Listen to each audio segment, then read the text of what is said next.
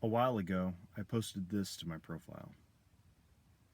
At first, I believed that if I continued to discuss the racial issue on this matter, that it would only make matters worse regardless of which side I was on, and would further polarize us and ruin our social fabric, which is what makes this a great nation. I was wrong. I was dead wrong.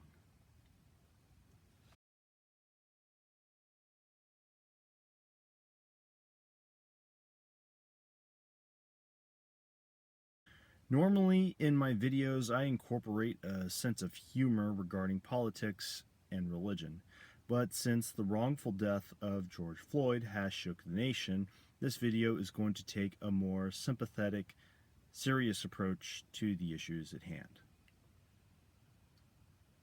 At least that's what I was willing to do at first. But when I see these things done in the name of Black Lives Matter, A, provocative and actual action to tear down all of American history, not just Confederate statues. B, desecration of veteran memorials and graves.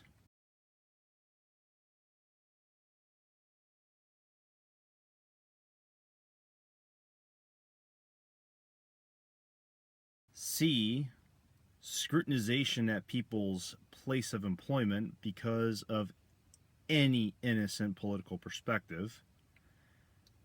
D, the rioting and looting of black small businesses. Problem that bothers me, you said Black Lives Matter. I work here part-time. Plus, I'm a part owner of this store. You said Black Lives Matter. Why don't you choke me? I'm black. Tell him, sister. Look what you did to my store. Tell him, sister. Look what you did to my store. Tell him, sister. That's like, I got they back. These are my dudes right here. Good Look men. at the things you done. Good men. Look. The Black Lives Matter. We've been here all night cleaning up. All night cleaning. And you got black people Now, standing right here with them. Black tell people. me That's right. Black Lives Matter. Exactly. You lied. E, the labeling of my family members as racist who come from different ethnicities. F, the Marxist graffiti displayed near my place of work.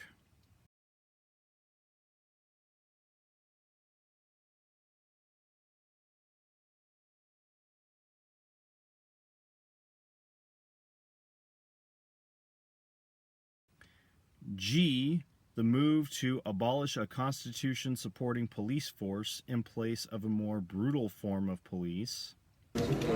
You don't know the owner of this place? The owner that's actually being nice and letting us stay here? Oh, God. You forgot, we are the police of this community now. We are the leaders of this community now. And you're being disrespectful. That's what the point is. Someone does work here and live here. No, bro. Go then. Stop, bro. Go then, bro. Stop. Hey, I'm not trying to aid. Get your fucking hands off me, bro. Hey, Hey, yo, hey, stop. Hey, bro. Hey, you gonna buck up on her, nigga? Chill. You gonna buck up on her? Chill. What's up, nigga? What's up? What's up? Who the fuck you pushing me? Hey,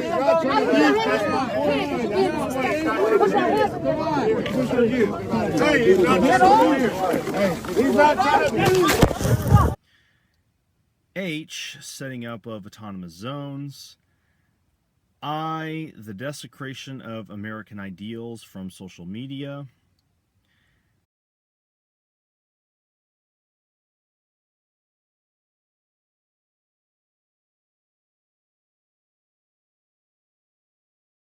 J, spitting at a black army soldier's windshield and calling her a traitor.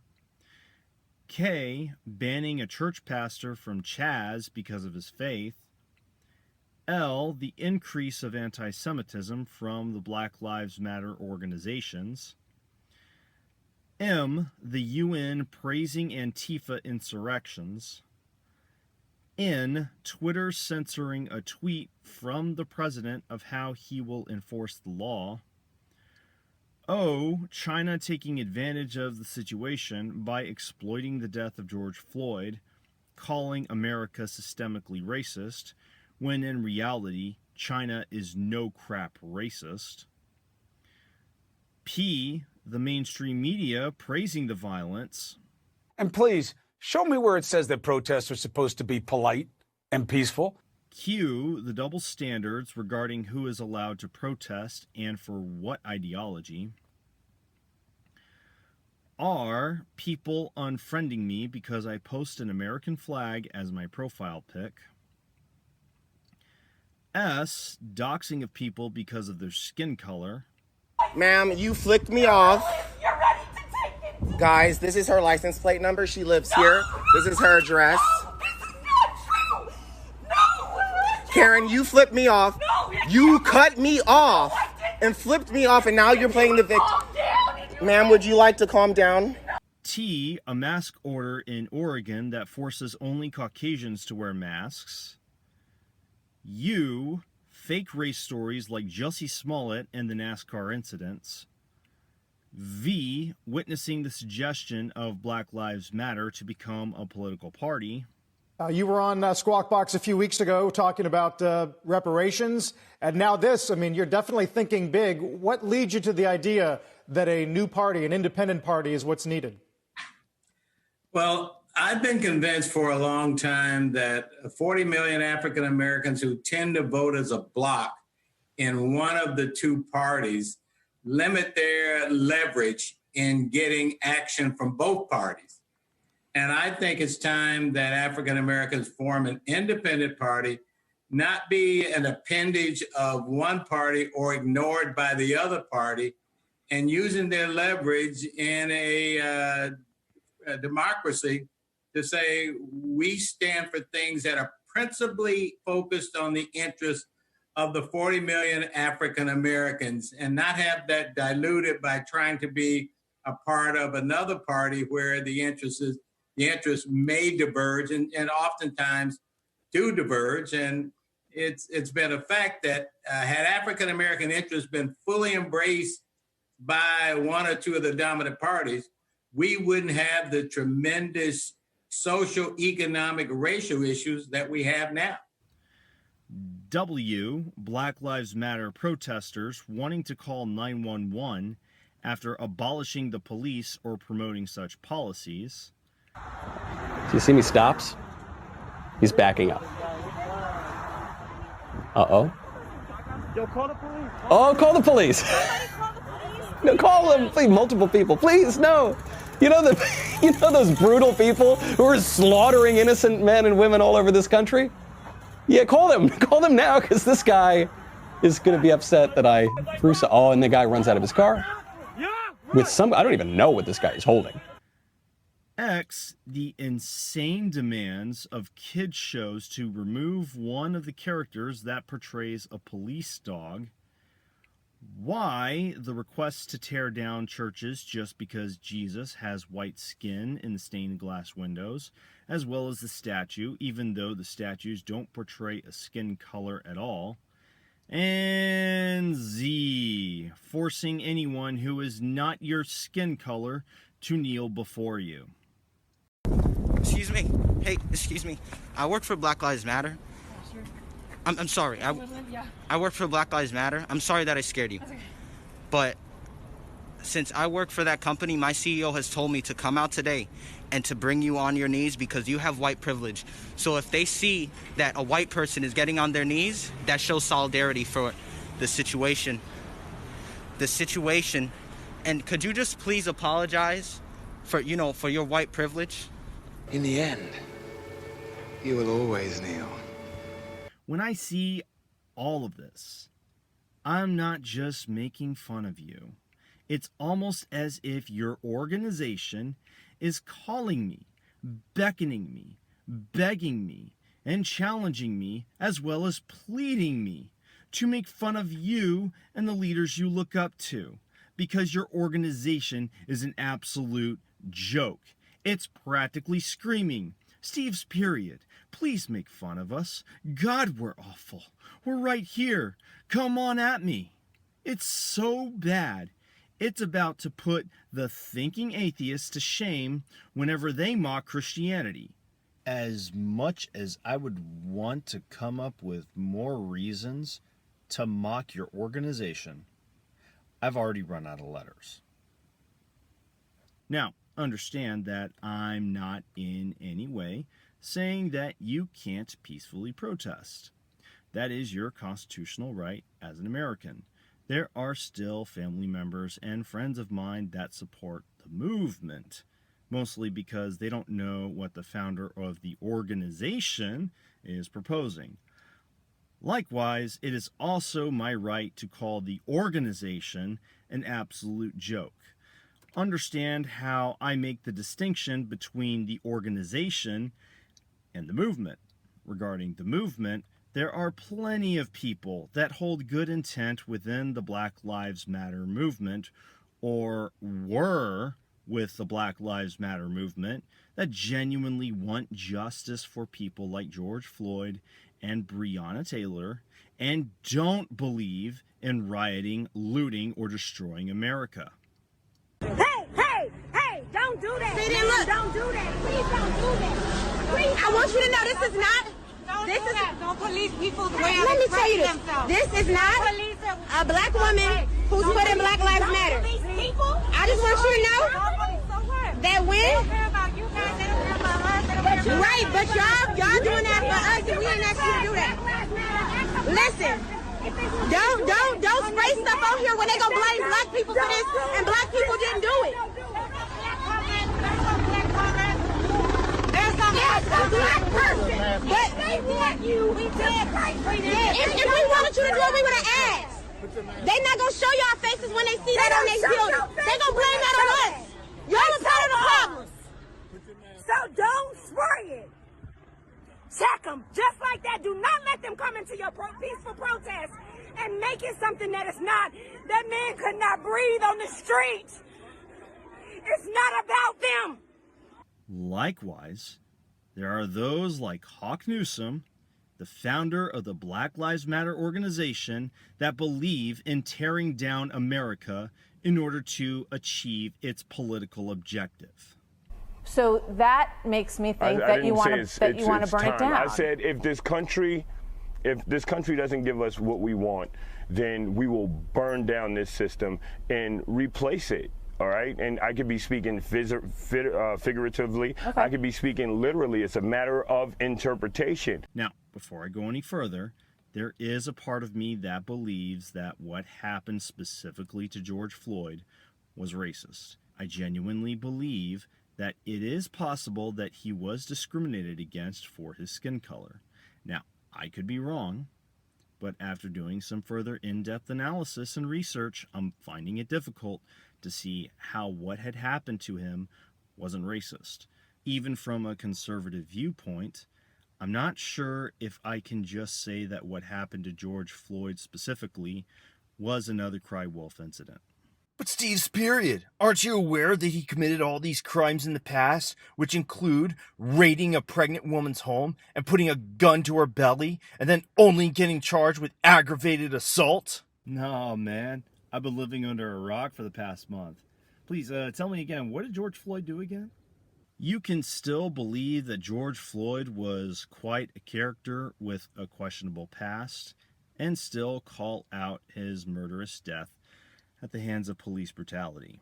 His past had nothing to do with the fact that 3 officers were piled on top of him while he was handcuffed. Unlike some people, I do my best to avoid double standards. If anything, it may be possible that the murder was premeditated, but we'll save that for another time. Now, to start off our deductive reasoning, we have to ask ourselves how the police arrived at the scene. The police arrived at the scene because a business had reported that George Floyd was allegedly using a counterfeit $20 bill or was suspected of doing so. Another thing we need to ask ourselves is, how did we get from George Floyd sitting up against the wall handcuffed to George Floyd being escorted across the street to be pinned down against the pavement by not one officer, but 3 officers. More importantly, how were these specific officers trained?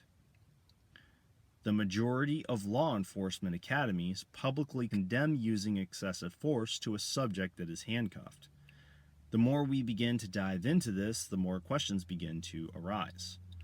When browsing through Facebook, I came across a very powerful message from the mayor of Atlanta before she decided to convict an officer for rightfully defending himself against Rayshard Brooks.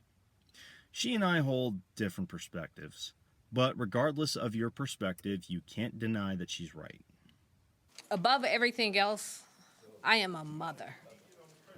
I am a mother to 4 black children in America, one of whom is 18 years old. And when I saw the murder of George Floyd, I hurt like a mother would hurt. And on yesterday, when I heard there were rumors about violent protests in Atlanta, I did what a mother would do. I called my son and I said, "Where are you?" I said, "I cannot protect you, and black boys shouldn't be out today. So you're not going to out-concern me and out-care about where we are in America." I wear this each and every day, and I pray over my children each and every day. So what I see happening on the streets of Atlanta is not Atlanta. This is not a protest. This is not in the spirit of Martin Luther King Jr. This is chaos. A protest has purpose. When Dr. King was assassinated, we didn't do this to our city. So if you love this city that has had a legacy of black mayors and black police chiefs and people who care about this city, where more than 50% of the business owners in Metro Atlanta are minority business owners. If you care about this city, then go home and pray that somebody like Reverend Beasley will come and talk to you and give you some instructions on what a protest should look like and how you effectuate change in America. This police chief made a video on yesterday, pull it up on YouTube, where she said she was appalled to watch the murder of George Floyd. This woman did that. You're not honoring the legacy of Martin Luther King Jr. and the civil rights movement. You're not protesting anything running out with brown liquor in your hands, breaking windows in this city. T.I. and Killer Mike own half the West Side. So when you burn down this city, you're burning down our community. If you want change in America, go and register to vote. Show up at the polls on June 9th. Do it in November. That is the change we need in this country. You are disgracing our city. You are disgracing the life of George Floyd and every other person who has been killed in this country. We are better than this. We're better than this as a city. We are better than this as a country. Go home. Go home. In the same way I couldn't protect my son on yesterday, I cannot protect you out in those streets. You're throwing knives at our police officers. You are burning cars. You have defaced the CNN building. Ted Turner started CNN in Atlanta 40 years ago because he believed in who we are as a city. There was a black reporter who was arrested on camera this morning who works for CNN. They are telling our stories, and you are disgracing their building. This is not the legacy of civil rights in America. This is chaos, and we're buying into it. This won't change anything. We're no longer talking about the murder of an innocent man. We're talking about how you're burning police cars on the streets of Atlanta, Georgia. Go home. I say this message is powerful because I would hear some concerns from some of my friends and even some family members of mine who would disagree with me on almost every political issue. These specific people would complain because they are constantly being told how to protest, and now they feel as if they're left with one last resort, which is to riot and destroy our communities. So I decided to suspend some biases of mine and research further into the murder of George Floyd. It wasn't enough for me to hear it through the opinion of the mainstream media, so I pulled from different sources and researched into not only the police department of Minneapolis, also known as the 5th District of Minnesota, but also the community as a whole. From what I can see, it doesn't look good. If you are currently watching this with any children underneath the age of 13, just an advisory, there is some explicit content in some of these video segments. As a matter of fact, not only is racism possibly strong within the city of Minneapolis, but it is also possible that civil rights has taken multiple steps backwards in the same district of Minnesota. Now that we've gotten that out of the way, let us reflect on the words from the mayor of Atlanta. If you want change in America, go and register to vote. Show up at the polls on June 9th. Do it in November. Obviously, the corruption of the police force is prevalent in the 5th District of Minnesota. Not only were there 4 officers present with George Floyd's murder, but all these 4 officers hold roughly 17 years of misconduct and abuse. To make matters even worse, Minneapolis is ranked as one of the worst places for Black Americans to live. So it would make sense to vote out the representatives of that particular district and replace them with those that would not only represent the district much better, but also cultivate good moral values and encourage that kind of community. When we do our research, we realize that the mayor of this district was only recently elected a couple of years ago by a landslide. His predecessors also hold similar political ideologies, and the same people who elected him also elected Congresswoman Representative Ilhan Omar, which tend to promote the movements such as Black Lives Matter.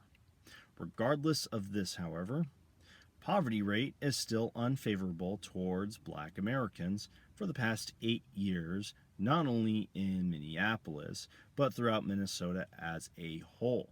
They also tend to be the representatives that publicly favor less brutal police tactics towards citizens. This means we need to take a further look into the law enforcement of Minneapolis as well as the community. To start off, we'll first examine the community to understand what exactly is being cultivated within the District of Minnesota. Since this is a racial issue, we're going to look at the demographics of the respective district. According to the U.S. Census, whites make up the majority of Minneapolis, with blacks or African Americans making up only a third of the percentage of whites. Now, it is important to take into consideration that there is a difference between a white European and a white Arab. It's also just as important to consider that being a Middle Eastern North African individual is not taken into account when conducting the census. When Arabs migrated to the United States in the 50s to 60s, they weren't considered Arab or Middle Eastern. They were considered white. What do all of these Arab Americans have in common? The U.S. government says they're white. Say what? As an Arab American myself, I wanted to look into why Arabs are considered white, why the census classification matters, and why changing it may be problematic. There are between 2 to 4 million Arabs in the U.S. who hail from 22 different countries. But according to the box they're meant to check on the U.S. Census and other applications, they're white. Now, let's first set aside the fact that the last time Mohammed Abdullah went through TSA security, he didn't necessarily reap any of that sweet white privilege. There's actually a history behind this categorization. It dates back to the 1880s and 1890s when Arabs first began immigrating to the US from present-day Lebanon and Syria. They settled in Boston, Detroit, and New York, establishing restaurants, businesses, and newspapers. But unlike Irish, Italian, and Portuguese immigrants, these newcomers didn't come from Europe. They came from Asia, at a time when white Americans felt that Asians would take their jobs. The Chinese Exclusion Act barred Asian immigrants from becoming citizens. In fact, up until 1952, generally only white people were eligible to become American citizens. And so Arabs went to court and fought several cases arguing they should be classified as white. And they won. Now, back then, being white came with a lot of perks, kind of like today. And so Arabs who sought white identification did so to avoid discrimination in public life and to be treated better than non-white minorities. But fast forward to today's post-9/11 America. Arabs are discriminated against regularly at airports and courts, by the government, and by the police. Many feel they're not treated as full American citizens, let alone white. So you might be asking, why does a box on the census even matter? Well, for one, having better data on the US population gives us a more complete picture of how diverse the country is becoming. And policymakers can potentially better serve the needs of their constituencies if they know more about them. The Arab American population has basically been invisible and hasn't gotten the benefits of having federal minority status. That's why during the 2010 census, activists encouraged folks to check it right, you ain't white.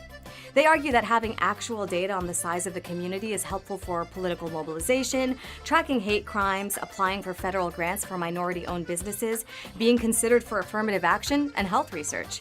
In 2013, Arab American organizations and academics sent the U.S. Census Bureau a letter to include a Middle Eastern or North African category for the next census in 2020, and the government is considering that today. But it's a double-edged sword, and not every Arab American is on board. Some warn that handing the government specific numbers and data will only result in more surveillance and profiling, and there's reason to be cautious. Data from the Census Bureau was used to round up Japanese Americans in internment camps during World War II. And in the years after 9/11, the Census Bureau shared survey information with the Department of Homeland Security on the Arab community, including details on Arabs and specific zip codes. And that raised a lot of eyebrows among civil rights groups. So, in the future, Arabs may no longer have to check white.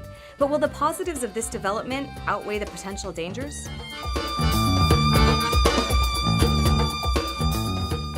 Most of these Arabs have identified as Muslim, meaning their culture would be significantly different from that of the average white American.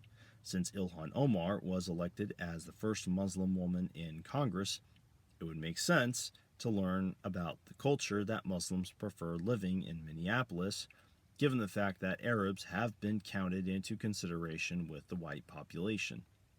Here was an interview conducted roughly 4 years ago on what kind of rule Muslims living in Minneapolis prefer.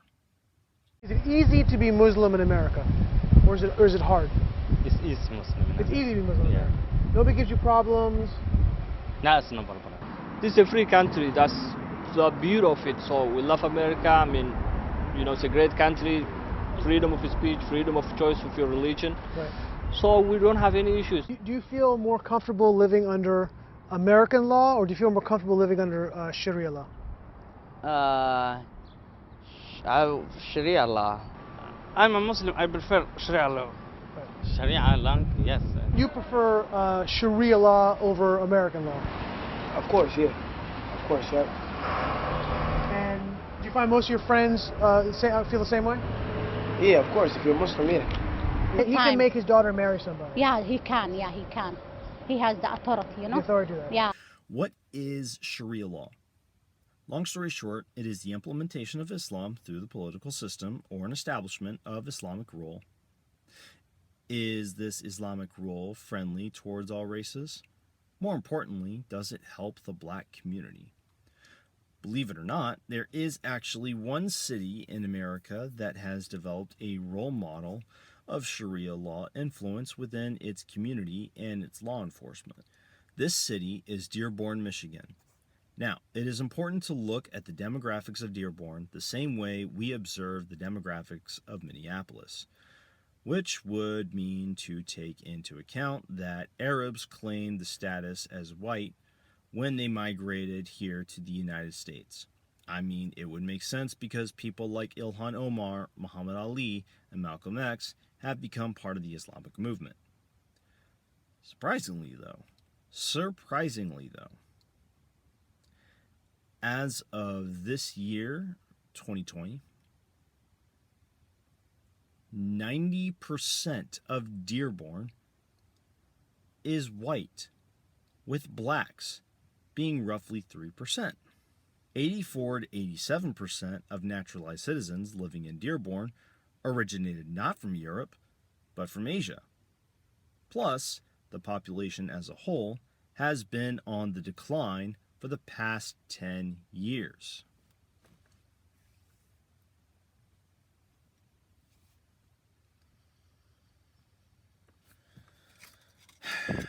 What's going on with Dearborn? What's going on in Minneapolis? Thankfully, there was a testimony from a Christian apologist by the name of David Wood when he, along with a former Muslim, were sharing the gospel of Christ with the Dearborn community. He described that he was being detained along with his former Muslim friend Nabil Qureshi. In the beginning of his video, he starts off with describing how the police force has usurped rights from other Christians that would proclaim the gospel in the city of Dearborn. These rights include freedom of speech, freedom of exercise in religion, and freedom to call upon his or herself witnesses in their favor. They do this by arresting them and seizing their camera footage. When describing the encounter, Dr. Wood addresses the chief of police in Dearborn, Ronald Haddad. Hello, Chief Haddad. My name is David Wood. You might remember me as the Christian whose constitutional rights were repeatedly violated at the Dearborn Arab Festival. Wait, I'm not being specific enough, am I? Dozens of Christians had their rights violated at the Arab Festival. All right, I'm the Christian who was arrested while standing on a public street recording a peaceful dialogue. I'm sorry, that's not clear enough either, is it? There were 3 Christians arrested while standing on a public street recording a peaceful dialogue. This was in addition to our friend Nabil, who was arrested while proclaiming his love for a group of Muslims who were insulting and threatening him. All right, I'm the 6'3" white guy who was arrested, whose camera and equipment were illegally seized, and who was thrown in jail on a false charge as punishment and retribution for resisting your attempts to establish Sharia law in Dearborn. Oh, that's clear enough. Normally, I'd rather talk to someone face-to-face. The problem in this case is that I don't trust you at all. People in your department, including you, have lied to us, and you have no respect for the civil rights of non-Muslims. This makes it a bit difficult to sit down with you. For all I know, you won't like something I say, and then you'll use your position as chief of police to have me tossed in yet another jail cell on yet another false charge. And since I know that if I were to bring a camera along, you'd just have your Sharia task force illegally strong-arm it from me again, I figured it would be best if I say what I need to say in a video, far, far away from the long arm of the STF. Chief Haddad, you have our 3 video cameras, as well as several of our microphones, camera bags, cables, adapters, etc. Not to mention my pocket New Testament, assuming you haven't ripped it to shreds, as you've already done with the Bill of Rights. By now, you know what's on those cameras. You know that Nabil, in the midst of sharing his faith, was walking around with a wireless handheld microphone, interviewing people who came up to him. What's that called? That's called journalism. Good. We were going to use that footage for YouTube, for our blog, and for a TV show that I do on ABN. Now, I might be inclined to give you the benefit of the doubt and say, well, maybe Chief Haddad isn't aware of the fact that it's illegal for him to seize the cameras of journalists. But I can't say that about you because 2 weeks ago, the Thomas More Law Center faxed you a letter informing you that it was illegal for you to seize our cameras. And yet you haven't responded, nor have you returned our cameras. The question is why? Why would you trample on the U.S. Constitution by refusing to give back our property? This may seem like an odd question after you unlawfully arrested us, took away our freedom of speech, illegally confiscated our property, violated our right to freedom of the press, and obliterated the free expression of our religion. In other words, since you've already violated our rights in almost every way imaginable, why would it be surprising that you're violating them further by not returning our cameras? Well, I think your refusal to respect our right to our own video footage says a lot about your motives. I'm sure you've been following the news stories about the violation of our rights. Some people are saying that we were harassing Muslims, that we were tormenting children, that we were preaching fire and brimstone, that we were trying to cause a scene, that police officers ordered us to leave, and that in a stubborn act of defiance, we refused. Now, since you've seen the footage, you know that all of this is sheer deception. I'll focus on these distortions and outright lies in a separate video, but what I'd like to ask you, Chief Haddad, is this. Why is it that people are able to continue circulating lies about our ministry when there's video footage proving that these men are lying? They're able to spread deception about us. They're able to drag our reputations through the mud because you took away our constitutionally protected video footage that we would have used to show people what really happened at the festival.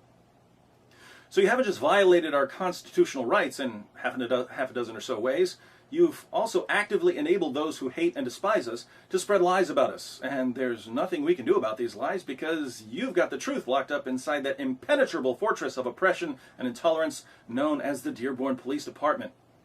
The truth would have been circulating on news programs and YouTube videos long ago if only you hadn't decided to declare war on both Christianity and America itself. You know what's on those cameras, Chief Haddad, and you know that practically everything our critics are saying about us is patent nonsense. And so it seems that the reason you're refusing to return our cameras is that you want people to lie about us, in which case your hatred of Christians, your contempt for our rights, and your corruption are all the more evident. Chief Haddad, I know that the footage on those cameras is going to embarrass your department when people see what really happened at our arrest. Many people are going to be exposed as liars when the world sees Nabil Qureshi peacefully sharing his beliefs with Muslims who approached him, and the rest of us calmly recording the exchange. That's not the version of events you want circulating, but that's what actually happened.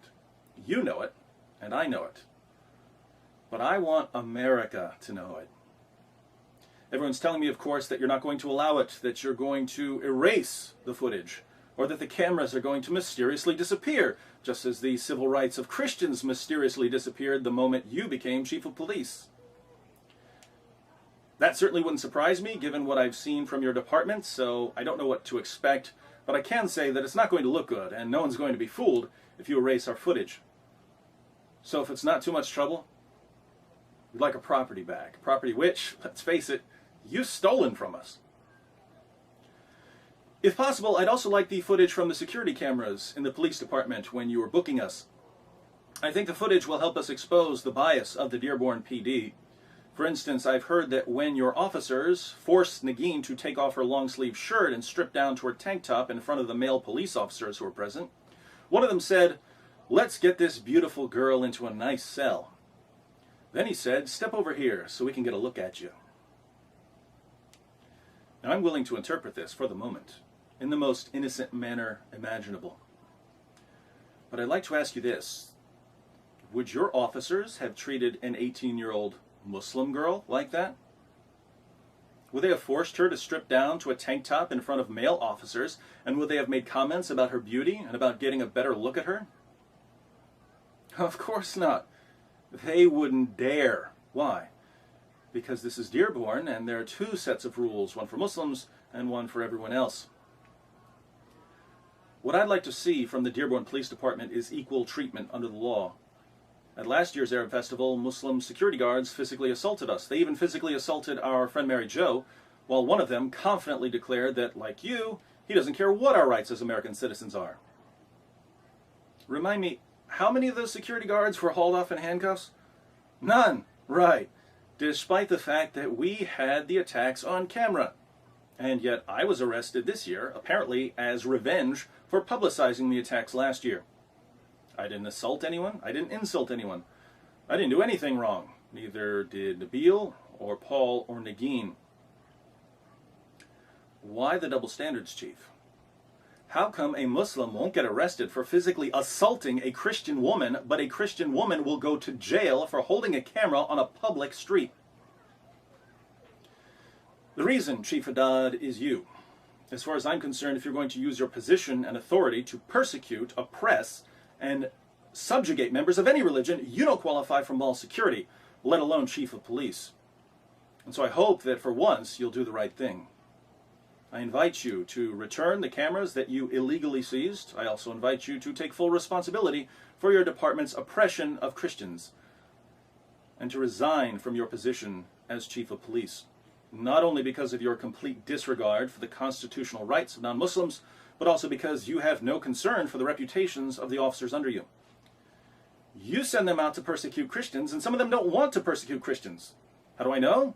Some of them told us. And yet they have to follow your orders. But when I put up a video showing them harassing Christians for handing out Bibles or arresting people for having a peaceful discussion, they're the ones who look bad. All because they're taking orders from you. So you're throwing your fellow officers under the bus, and you don't seem to care as long as you get to continue your campaign of reducing Christians to dhimmi status. Your officers also know that you refuse to give back our stolen property because you're trying to avoid the consequences of your illegal activities. They know you're corrupt.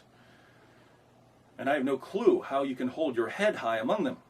You have no business being a role model for other police officers, Chief. Well, not in America. I think you'd fit right in at a police station in, say, Iran, which seems to be the template for your work in Dearborn. Later on, the cameras were returned to him, to which the footage taken reveal not just the unlawful arrest of Nabil Qureshi and David Wood, but the surrounding community cheering their arrest. Okay. But I think that's something that kept the video afterwards. We want to make this perfectly clear. We don't have any issue with people there. We have no issue with people like police. We don't have issue with people there. So I didn't see that video. They were just saying the Islamic people as a community are just all bad. And they're all asking for trouble. They're all asking for trouble.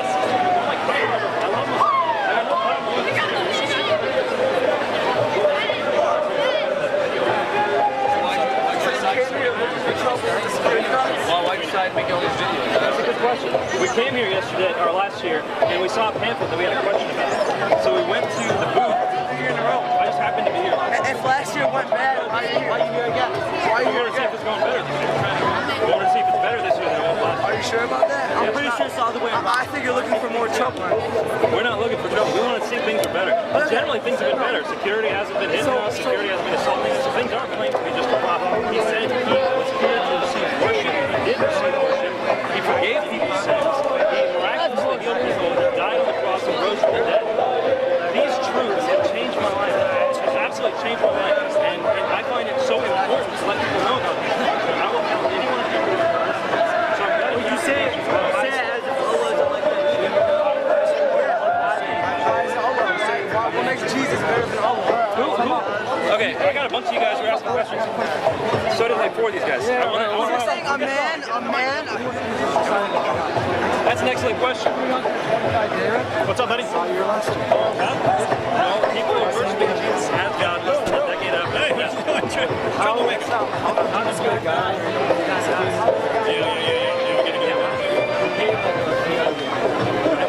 So in the Old Testament, we see a prophecy saying that a child will be born to you and he will be the mighty God.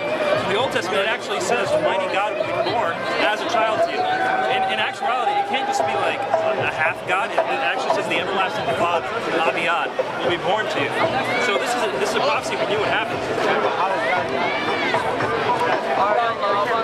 That's an excellent question. What we find in the New Testament is that in order, he doesn't have to do any of this. Have you met Jesus yourself? Say again? Although I got a question. These are great questions, guys. I'm loving this. Anyone else have a question? Yeah. Where in the Bible says it? This is a police investigation. This is a police investigation. Well, in the Bible, when people... I'll give you $100. You go to jail. He's fighting the superior side of the Bible, but there's only one. You need to place your hands behind your back. Place your hands behind your back.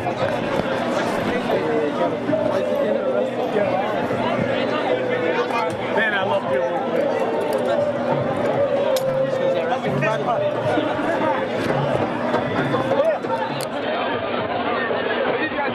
Okay, so there's all kinds of religions. No big deal.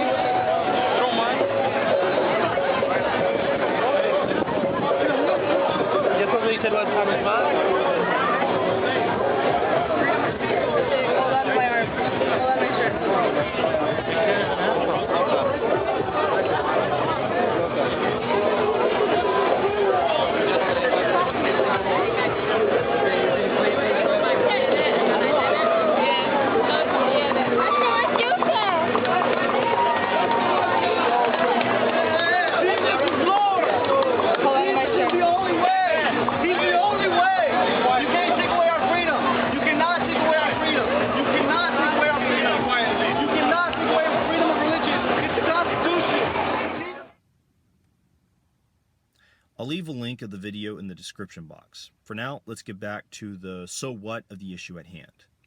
What does this have to do with racism against George Floyd?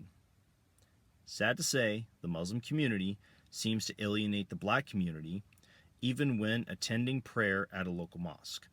The Islamic community tends to alienate black Muslims. To explain Islam to people. I'm tired of having to explain why Black Lives Matter to people. I'm not gonna sit here and be like, Muslims don't kill people, we're nice, like, because I've been doing that my whole life and I still get the same BS. Muslims in America are diverse, but Black Muslims are largely left out of the conversation. Black kids do not believe me when I say I'm Black. And at the mosque, when it's time to pray, sisters slide their feet away from mine. At the mosque, when it's time to pray, sisters slide their feet away from mine. At the mosque, when it's time to pray, sisters slide their feet away from mine. It's estimated that Black Muslims make up as much as a third of all Muslims in the U.S., and about 40% of American-born Muslims are Black, more than any other race. The Muslim population in the U.S. overall is pretty small, but growing. Get a lot of people that are kind of so ingrained in their culture that and their biases that interacting with Black Muslims is like something they don't usually do. Interacting with Black Muslims is like something they don't usually do. We're for democracy and everyone here is equal and, you know, you're free to do whatever you want, but that's not necessarily the case. Even many American-based Muslim advocacy groups inadvertently focus on immigrants and Arab Muslims living in the U.S.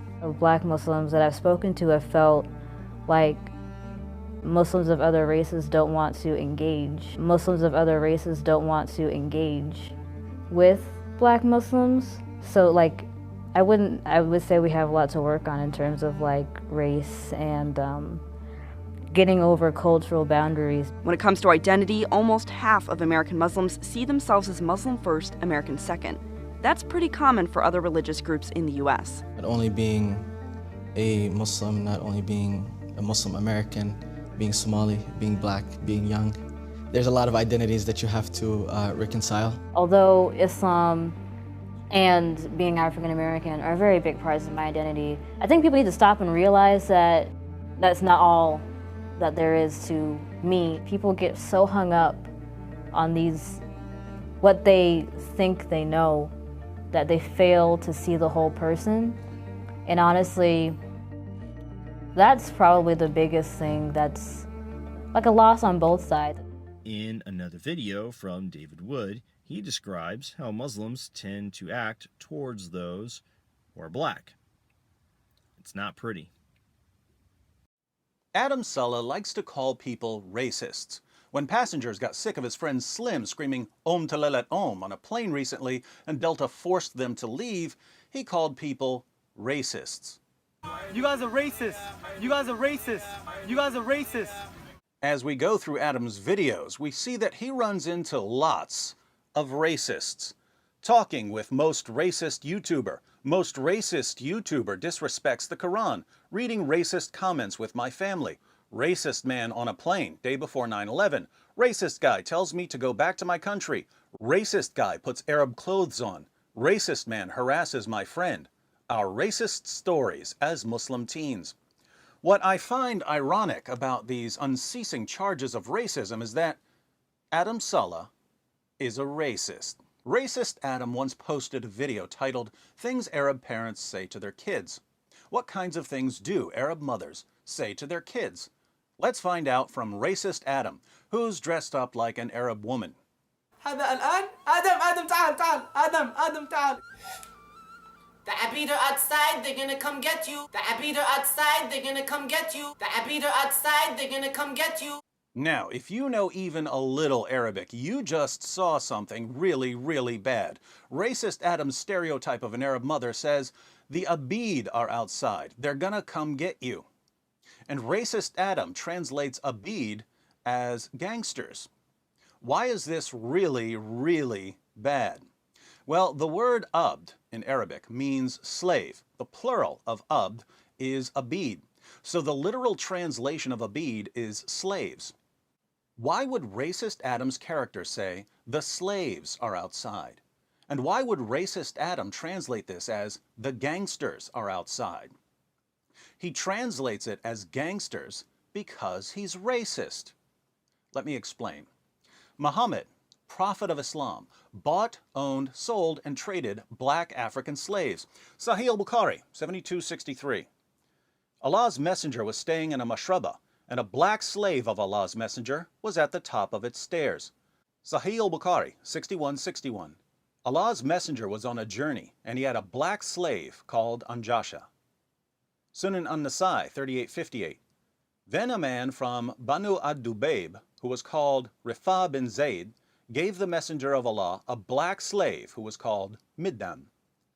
Muhammad's followers went on to institutionalize black African slavery 1,000 years before the United States even existed. And because they enslaved so many black Africans, Arab Muslims began using the term abd as a derogatory term for black people. They would refer to black people in general as abid, slaves. To this day, there are countless Arab Muslims who refer to blacks as abid, and there's been a social media campaign calling on racist Arabs like racist Adam to stop using the word.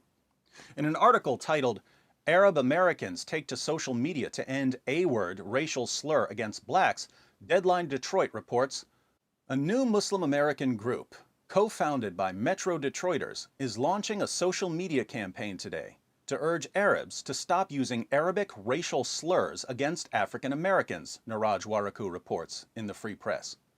Called Drop the A-Word, the campaign asks Arab Americans to stop using the words abd and its plural, abid, Arabic words that they sometimes use as slurs against black people in the way some might use the N-word. The group asks participants to use the hashtag, which allows Twitter users to read responses, drop the A-word. According to Daoud Walid, who's an African-American Muslim and the executive director of the Michigan chapter of the Council on American Islamic Relations, abd is a term that at one time had a general meaning of slave, then became a specific term referring to blacks who were viewed as subservient. When racist Adam's character says, the abid are outside, they're gonna come get you, it wouldn't make sense to translate this as, the slaves are outside, they're gonna come get you. So he can only be using this to mean, the blacks are outside, they're gonna come get you. Now, someone could defend racist Adam here and claim that it's only the character who's calling black people slaves, in the same way a character in a movie might use a derogatory term. So this wouldn't mean that Adam is a racist, it's only the character who's a racist. The problem with this response is that the character isn't the one who's doing the subtitles. Racist Adam is doing the subtitles, and he translates the word abid, which here means blacks, as gangsters. So according to racist Adam Saleh, the term abid, which literally means slaves, but in this context means blacks, should be translated as gangsters. In the racist mind of racist Adam Saleh, black people are gangsters. But we can go further. When racist Adam gets angry, he likes to call African Americans the English equivalent of abid. One day, racist Adam's friend pranked him by having a young black man come up to him and tell him how awful his videos are. Racist Adam reacts by threatening to kill the young man and then shoving him. I better call the cops. I've noticed that when racist Adam knows he's being filmed, he's extremely nice. I love you. But he's a very different person when he doesn't know he's being filmed. Watch how many N-bombs he drops. Say one more thing. Say one more thing, nigga. Say one more thing, nigga. Say one more thing, son. So, racist Adam Saleh calls African Americans slaves, gangsters, and niggers. And his followers absolutely love it. Why is this attitude towards blacks tolerated in the Arab Muslim community? It's tolerated because the supreme pattern of conduct in the Arab Muslim community is Muhammad, a man who bought, owned, sold, and traded black African slaves, a man who referred to Ethiopians as raisin heads, a man who claimed that Satan looks like a black man. If you'd like to understand the roots of racist Adam's bigotry, click on this video and see what Islam's most trusted sources have to say about racist Muhammad's view of Africans.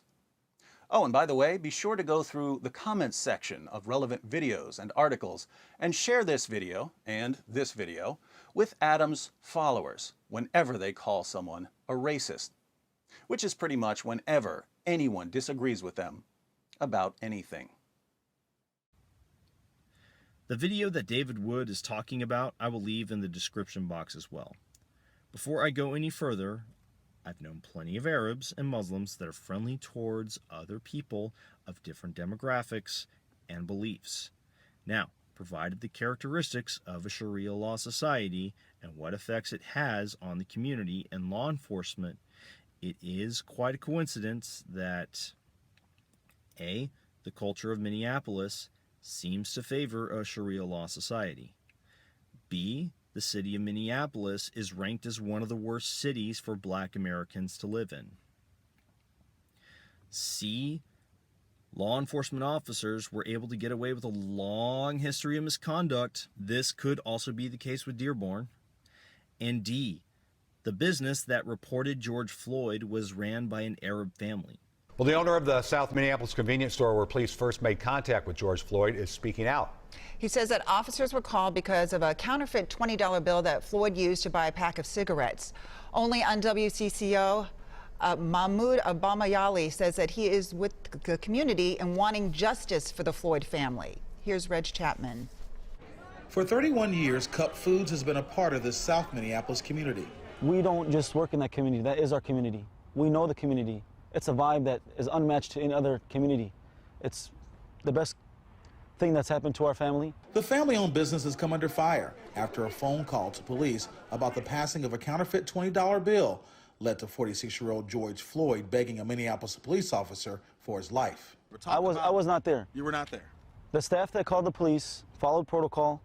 When he identified the bill was fake, the patron was out of the establishment. When the police arrived, he was outside of the establishment, which normally never takes place.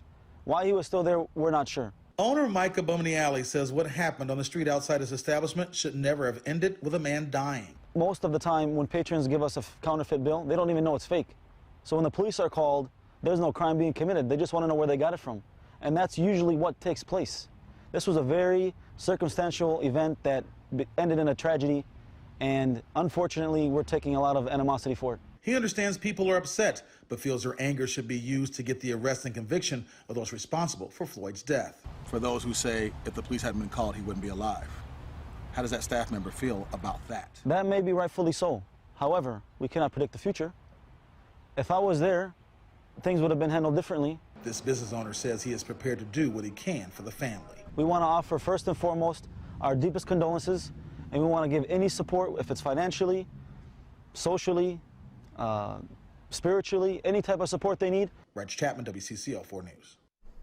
Cup Food owners say that video from the store, which they've been asked not to release, shows that Floyd was not resisting officers. They have offered to pay for Floyd's funeral expenses. More importantly, it's quite a coincidence that after this event occurs, when conducting a Google search for the relations between the Arab and Black communities in Minneapolis, an article that describes the tensions between the Arab and Black communities regarding George Floyd pops up as the first result.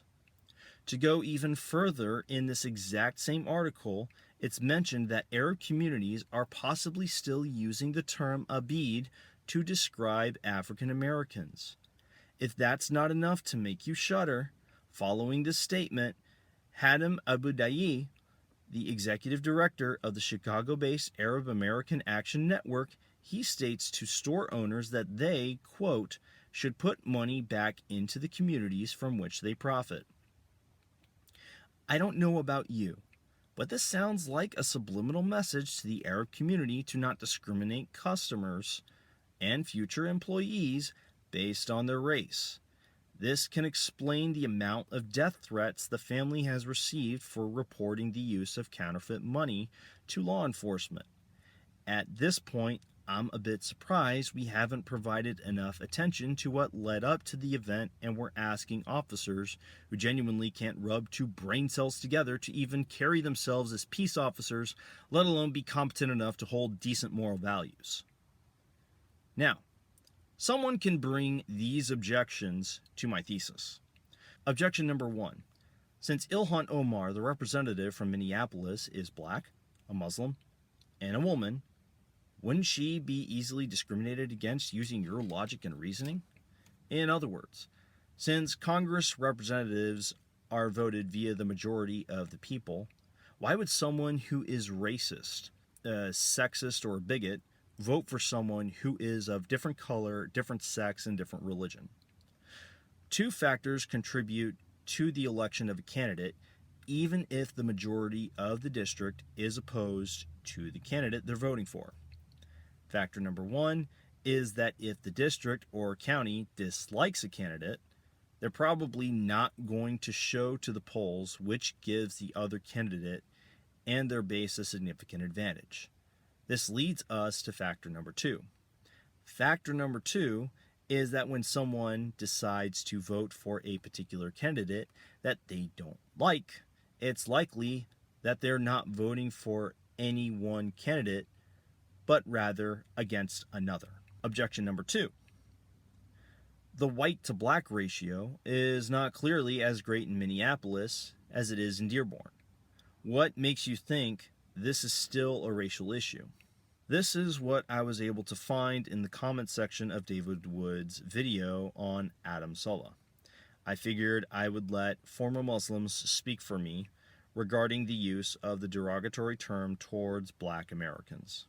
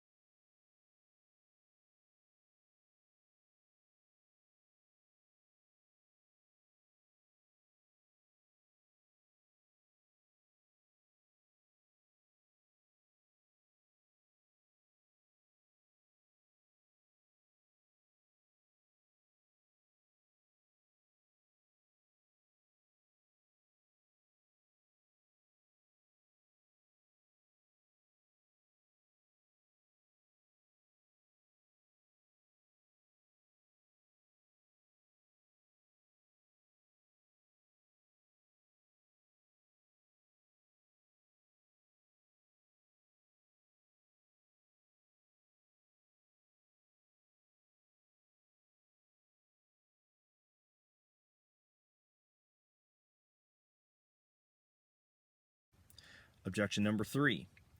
What makes you think that the Arab business that reported the use of a counterfeit bill is just like Adam Saleh?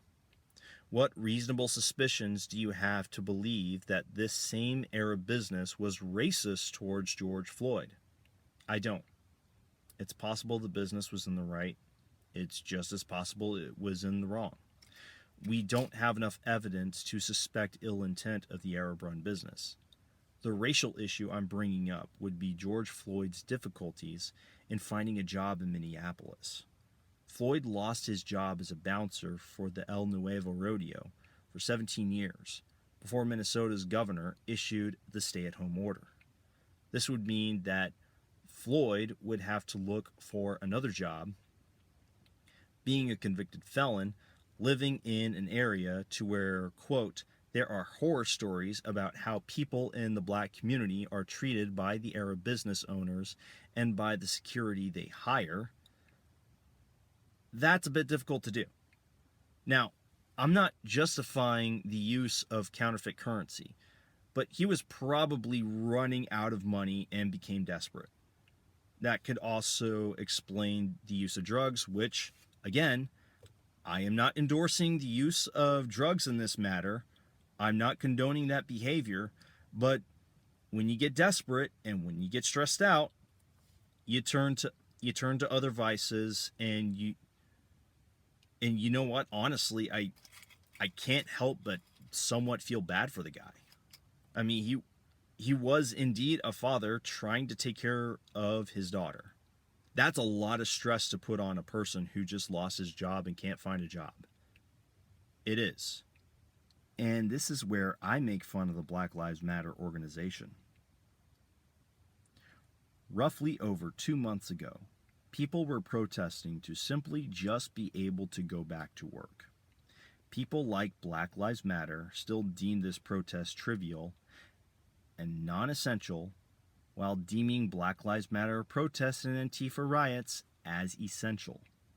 So, what Black Lives Matter is saying is that George Floyd shouldn't be working to provide for his daughter because we're in the middle of a pandemic. But we should all go out en masse to protest his death, which could have been prevented if he didn't lose his job from the pointless lockdown. To add further insult to injury, Black Lives Matter actually supports the ideology that openly oppresses black people and calls for the anti-Semitism, stating that ending white privilege, quote, intersects with ending Jewish privilege. Funny. I haven't heard this type of language since the 5th grade when I was studying the Holocaust. When an anti-Semitic article called The Jewish Question was released in the late 19th century to the 20th century, a group of Hegelian dialectics, aka your socialists, your fascists, your communists, offered their criticisms and reviews on the article. This anti-Semitic article entailed how to address the status of Jews living amongst any populace. Karl Marx was one of the reviewers who decided that what made the Jews fall within the category of the bourgeois class would be the socioeconomic status they enjoyed. Interestingly enough, Adolf Hitler was also one of these critics. Here is what he had to say about implementing anti-Semitism. In his effects and consequences, he, aka the Jew, is like a racial tuberculosis of the nations. The deduction from all this is the following. An anti-Semitism based on purely emotional grounds will find its ultimate expression in the form of the pogrom. An anti-Semitism based on reason, however, must lead to systemic legal combating and elimination of the privileges of the Jews, that which distinguishes the Jews from the other aliens who live among us. The ultimate objective of such legislation must, however, be the irrevocable removal of the Jews in general. For both these ends, a government of national strength, not of national weakness, is necessary. When we study these characters, we begin to see a growing trend. This trend tends to be they're enjoying wealth and a better way of living as opposed to me and people of my kind. Therefore, they are oppressing our kind. Because they are oppressing us, we need to level the playing field. The only reasonable way we can combat this systemic racism or favoritism is by countering the current system with a system of our own, ridding it of white or Jewish privilege. We do this so that way, in the end, we will successfully remove the Jews and the whites from our society, which will prevent them from oppressing and robbing us. In order to better meet this end, we must set up our strong national autonomy, tearing down the current system and implementing our own. If this country doesn't give us what we want, then we will burn down this system and replace it. All right, and I could be speaking figuratively. Okay. I could be speaking literally. It's a matter of interpretation. I'm going to bring up some scripture from the Torah so you can use it to your advantage in however you choose. Exodus chapter 22, verse 21. Do not mistreat or oppress a foreigner, for you were foreigners in Egypt. Exodus chapter 23, verse 9. Do not oppress a foreigner. You yourselves know how it feels to be foreigners because you were foreigners in Egypt. Leviticus chapter 19, verses 33 through 34. When a foreigner resides among you in your land, do not mistreat them. The foreigner residing among you must be treated as your native born. Love them as yourself, for you were foreigners in Egypt. I am the Lord your God. Numbers 15, verse 16. The same laws and regulations will apply both to you and to the foreigner residing among you. Deuteronomy chapter 10, verse 19. And you are to love those who are foreigners, for you yourselves were foreigners in Egypt. Now, this here was a message to the people of Judah before their deportation or exile to the land of Babylon. What exactly were their offenses in the presence of the Almighty? The weeping prophet Jeremiah tells us. Hear the word of the Lord, all you people of Judah who come through these gates to worship the Lord. This is what the Lord Almighty, the God of Israel, says. Reform your ways and your actions, and I will let you live in this place. Do not trust in deceptive words and say, this is the temple of the Lord, the temple of the Lord, the temple of the Lord. If you really change your ways and your actions and deal with each other justly, if you do not oppress the foreigner, the fatherless or the widow, and do not shed innocent blood in this place, and if you do not follow other gods to your own harm, then I will let you live in this place, in the land I gave your ancestors forever and ever. But look, you are trusting in deceptive words that are worthless.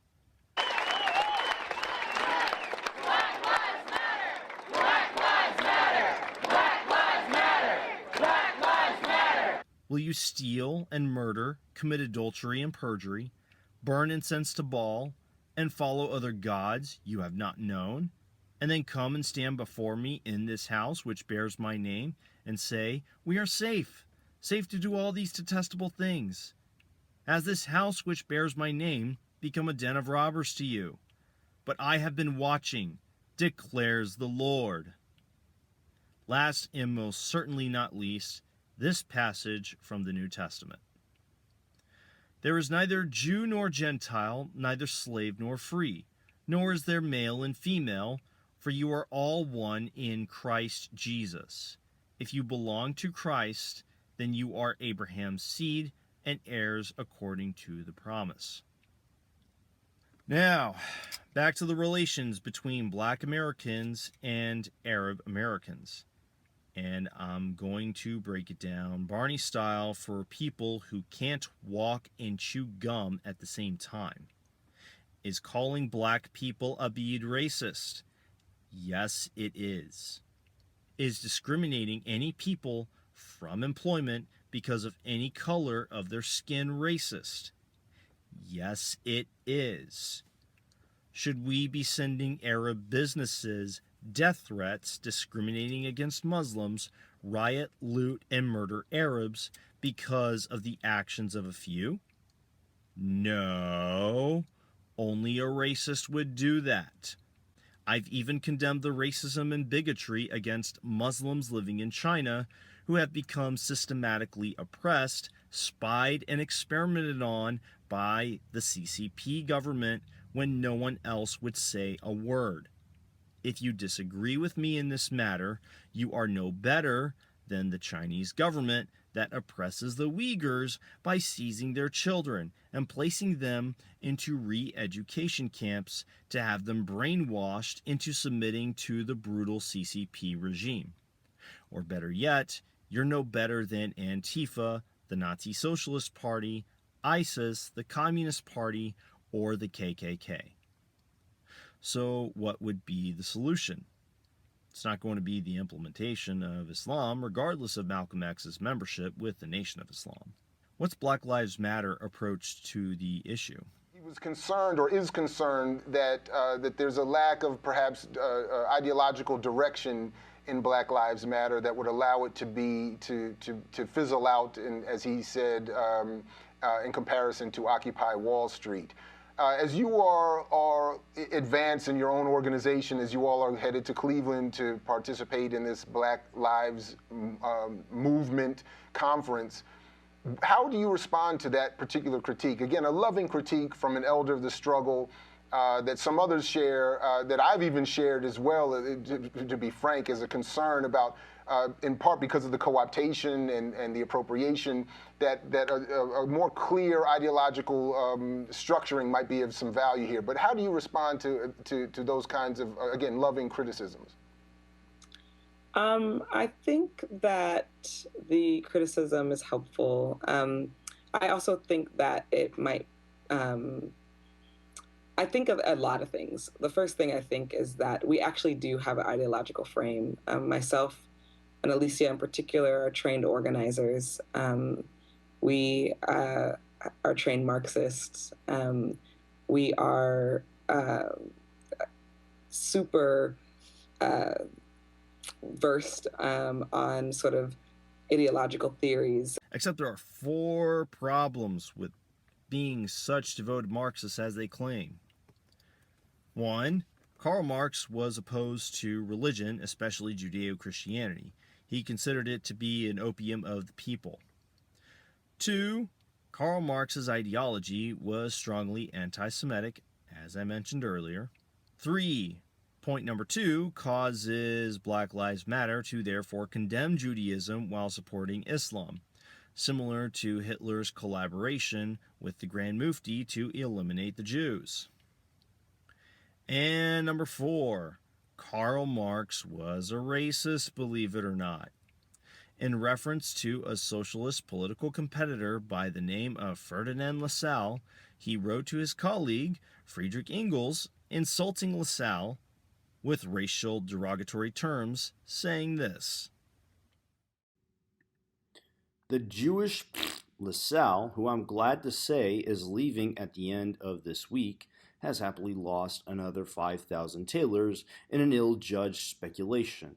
The chap would sooner throw money down the drain than lend it to a friend, even though his interest and capital were guaranteed. In this he bases himself on the view that he ought to live the life of a Jewish baron or Jew created a baron, no doubt by the Countess. Just imagine this fellow, knowing about the American affair, etc., and hence about the state of crisis I'm in, had the insolence to ask me whether I would be willing to hand over one of my daughters to La Hatzfeld as a companion, and whether he himself should secure Gredensburg's patronage for me. The fellow has wasted my time.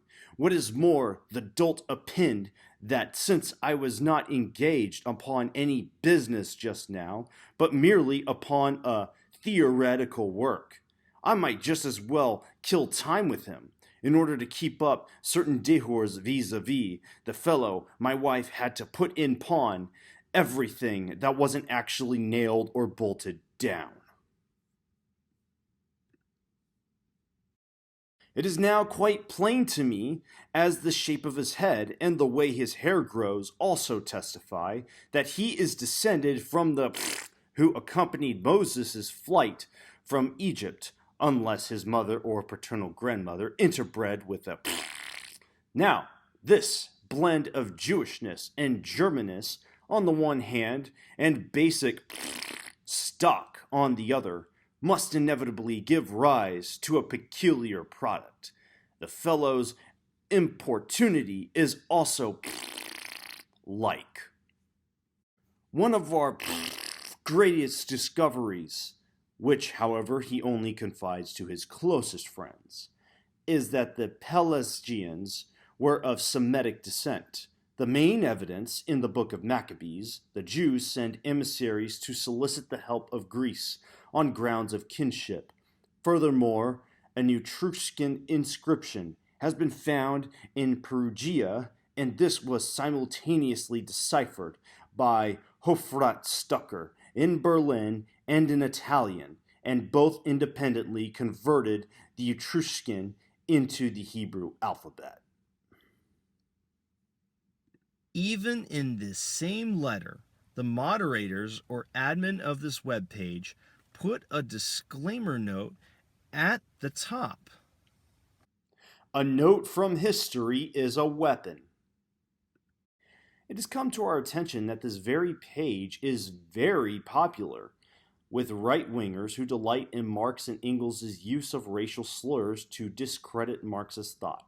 Unfortunately, Marx and Engels were Europeans of the 19th century, and in that period of time, racism was commonplace and permeated the political, scientific, religious, literary, and social spheres. Marx contained multitudes. There are other letters from Marx that, for example, congratulate Abraham Lincoln on his re-election as the triumphant war cry of your re-election is death to slavery. This isn't an excuse for Marx or Engels' racism, but a challenge to all of us. For the left, we must create a revolutionary Marxism that demands a totalizing liberation of all from any and all oppressors in the same way that capitalism steals itself in racism, heterosexualism, colonialism, and patriarchy. For the right, maybe don't limit yourself to the cynical Control F for the N-word and dismiss all Marxist thought as racist because Marx and Engels had flaws. We who would overthrow the kingdom need no idols, but aspire to become the saviors we seek, defenders of tyranny, taking glee in this supposed hypocrisy. Ask yourselves, why the need to lick the boot on all of our necks? What we have here is an open admission to a double standard. Tear down the statues of George Washington, who helped the start of a free nation because he owned slaves. Tear down the statues of Thomas Jefferson because he, by rumor, had sex with one of his slaves, regardless of the fact that he wrote to his friend Thomas Cooper that, "I am not advocating slavery, I am not justifying the wrongs we have committed on a foreign people by the example of another nation committing equal wrongs on their own subjects." Oh, and for the record, he's actually condemning holding double standards in this.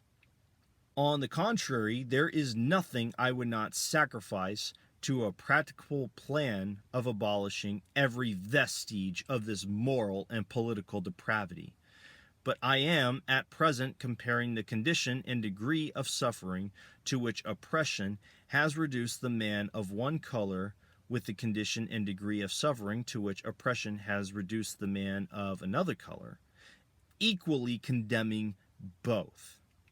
Tear down the statues of Ulysses S. Grant, who fought on the battlefield to liberate the slaves because he owned slaves.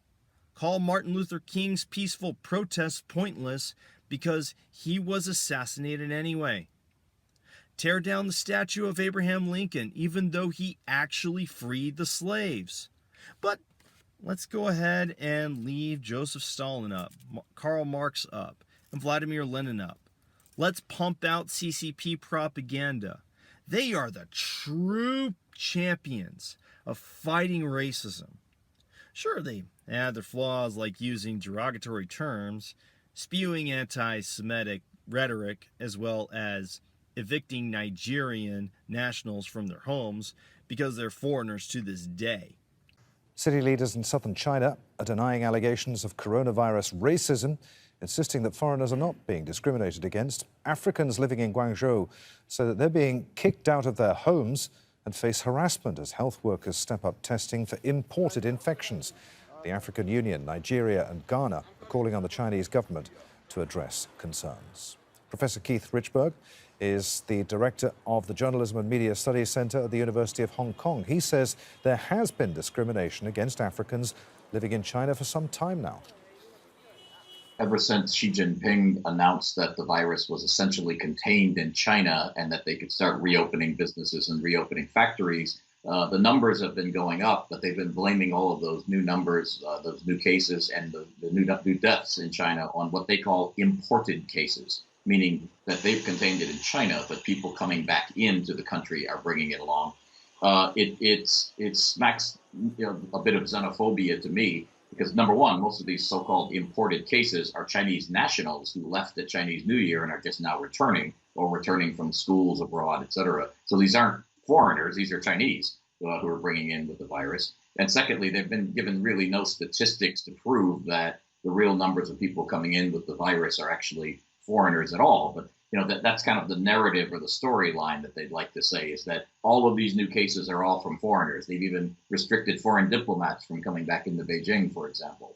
China has always had this kind of complex relationship with Africa, whereas, officially, they see the African countries as brothers. Lately, China has put a lot of development money into Africa. They built the African Union headquarters. They built the railroad from Nairobi to Mombasa.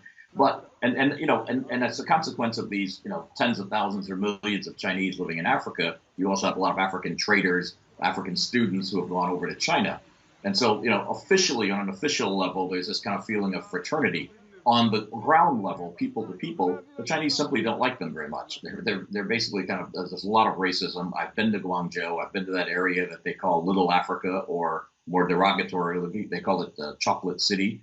The Africans tell me they feel discriminated against by the Chinese. Also disregard that Lincoln took action to end slavery, when Marx was just merely a hypocrite. But let's keep up the latter mentioned statues anyway, which all conveniently represent communism. What is very interesting is that the letter they reference that shows Marx congratulating Lincoln in ending slavery was written only 2 years after Marx made his remarks about LaSalle, but I will save this argument for the future, if there's ever going to be one. So what is the point I'm trying to make? Based off the evidence provided of our founding father statues being torn down while keeping the statues of Karl Marx and the other communist idols up, regardless of the racist comments during the same time frame, remember, they're tearing down Grant and Lincoln, who fought for the Union during the time Karl Marx was slandering his competitors with racial and anti-Semitic slurs. The point is that this isn't a war on race. It's a war on ideology and religion. Now, some of you might be thinking that this ideological rise is new. In reality, it's been happening since the 1930s, maybe even earlier than that.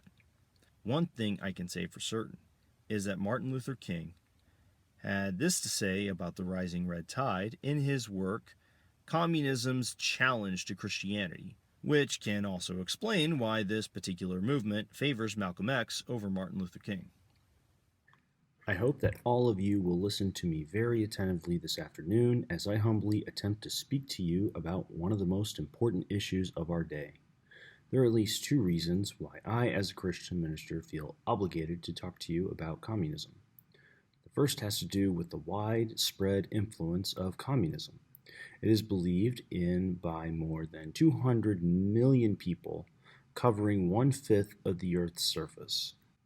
Multitudes have embraced it as the most coherent philosophy and the greatest single emotional drive they know. A second reason why the Christina minister should speak about it is that communism is the only serious rival to Christianity. Other historic world religions such as Judaism, Mohammedanism, Buddhism, Hinduism may be listed as possible alternatives to Christianity, but for Christianity's greatest rival, we must look elsewhere. Certainly no one in touch with the realities of the contemporary situation can deny that in the crisis confronting civilization's Christianity's most formidable competitor and only serious rival is communism. Let us begin by stating that communism and Christianity are at the bottom incompatible. One cannot be a true Christian and a true communist simultaneously. How then is communism irreconcilable with Christianity? In the first place, it leaves out God and Christ. It is avowedly secularistic and materialistic. It regards religion psychologically as mere wishful thinking, intellectually as the product of fear and ignorance, and historically as serving the ends of exploiters. Because of public opinion, authorities have had to modify some of their anti-religious doctrines, but the official policy of the Communist Party is still atheistic. In the second place, the methods of communism are diametrically opposed to Christianity, since for the communist there is no divine government, no absolute moral order, there are no fixed immutable principles. Force, violence, murder, and lying are all justifiable means to the millennial end. Said Lenin, quote, "We must be ready to employ tricking, deceit, and law-breaking, withholding and concealing truth." That the followers of Lenin have been willing to act upon his instructions is a matter of history. In the third place, the end of communism is the state. I shall qualify this by saying that the state in communist theory is a temporary reality which is to be eliminated when the classless society emerges. But it is true that the state is the end while it lasts. Man becomes only a means to that end, and if any man's so-called rights or liberties stand in the way of that end, they are simply swept aside. His liberties of press or pulpit expression, his freedom to vote, his freedom to listen to what news he likes, or to choose his books and even his friendships are all restricted. Man has to be a servant, dutiful and submissive of the state, and the state is omnipotent and supreme. There can be no doubt that all of this is the negation not only of the Christian belief in God and that moral order that he has established, but also of the Christian estimate of man. I am cognizant of the fact that the record of the Christian Church has been smeared in the past by infamous persecutions and the irremovable strain of the Inquisition, but even so, Christianity, at its best, has never let go the ideal that man is an end because he is a child of God, and that the end of all life is the glory of God. The Christian ethic would affirm that destructive means can never justify constructive ends, because in the final analysis, the end is pre-existent in the means. So let us not fool ourselves. These two systems of thought are too contradictory to be reconciled. They represent diametrically opposed ways of looking at the world and transforming the world. We must try to understand communism, but never can we accept it and be true Christians. Preach on, Brother King! Huh! Yet, regardless of King's comments on communism and Marxism, we have continuously been embracing communism little by little, all by starting with taking prayer out of school. Maybe the problem isn't the Jewish and Christian communities and the promotion of Judeo-Christian values.